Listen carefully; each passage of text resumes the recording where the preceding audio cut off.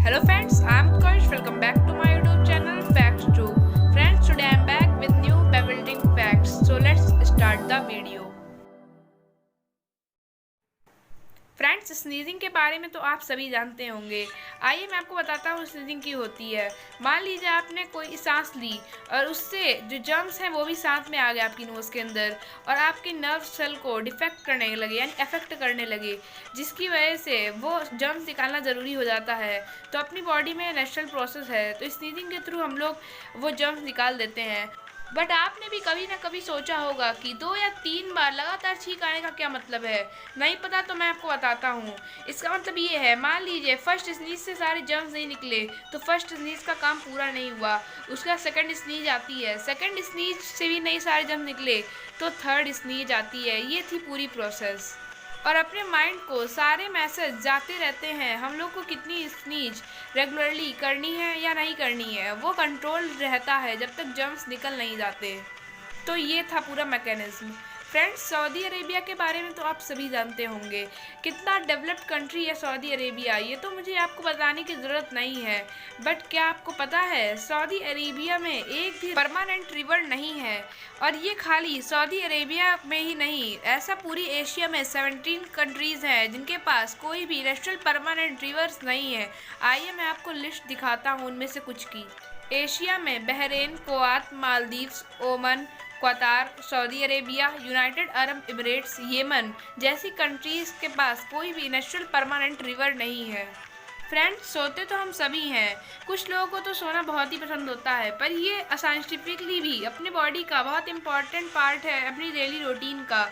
और कुछ लोग को अलार्म तो इतने बेकार लगते हैं मानो अलार्म की क्लॉक को फोड़ ही दें।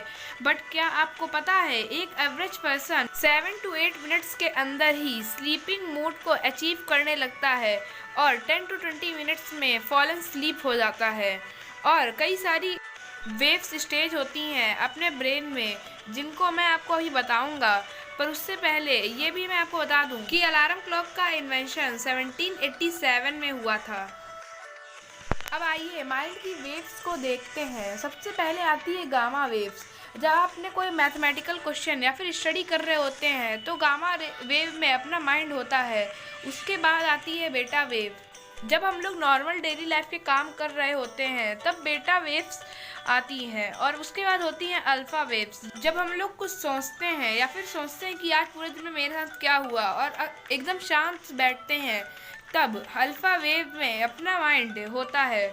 उसके बाद आती हैं थीटा वेव्स जो कि मेडिटेशन करते टाइम या फिर जब हम लोग रिलैक्स होते हैं तब आती हैं। और उसके बाद आती हैं डेल्टा वेव्स जो कि जब हम लोग सो जाते हैं तब होती हैं अपने माइंड में।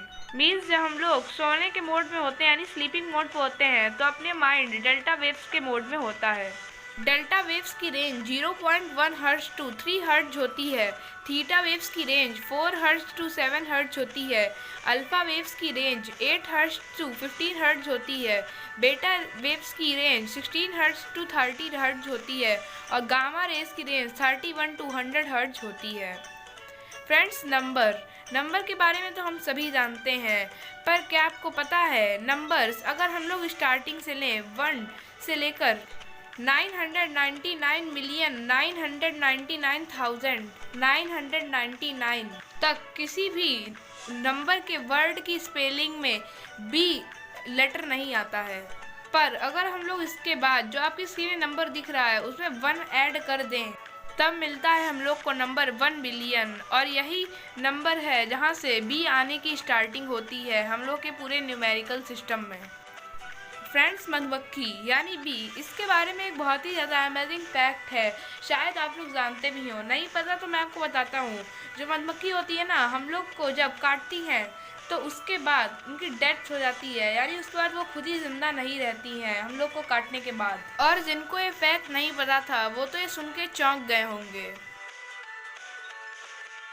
Friends, alphabets A B C D इन सब के बारे में तो आप सभी जानते होंगे। और ये जेड तक कंटिन्यू रहते हैं, यानी जेड इनका एंडिंग पॉइंट होता है।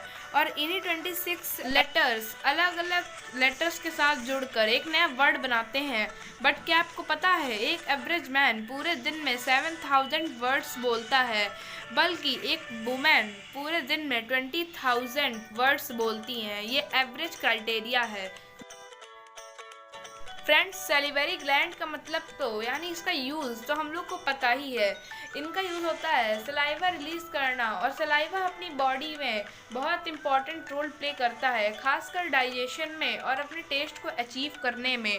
बट क्या आपको पता है, एक एवरेज ह्यूमन बॉडी के अंदर उसके पूरे लाइफ टाइम में 25,000 क्वार्ट तक का सलाइवा रिलीज होता है, और 1 क्वार्ट होता है अप्रॉक्सीमेटली 1 लीटर के इक्वल। बस थोड़े से पॉइंट का ही डिफरेंस रहता है लीटर्स में।